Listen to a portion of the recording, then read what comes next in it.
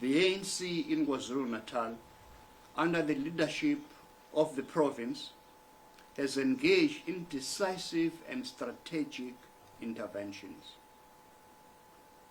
As a provincial convener, together with Comrade Mike Mabuya Kulu and the collective leadership of the ANC, have engaged directly with the Minister of Finance, Enoch Godongwana, to seek a sustainable solution.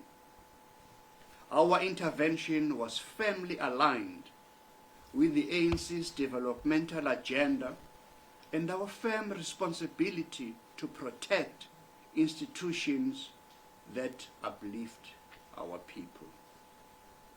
We are therefore pleased to report today that following these extensive engagements, a breakthrough has been reached. Ithala will not be liquidated.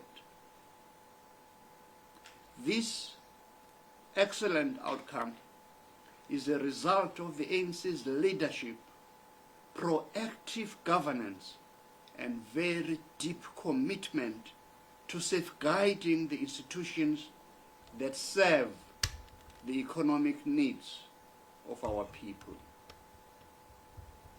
While this is a significant and welcome development, we do recognize that much work still lies ahead.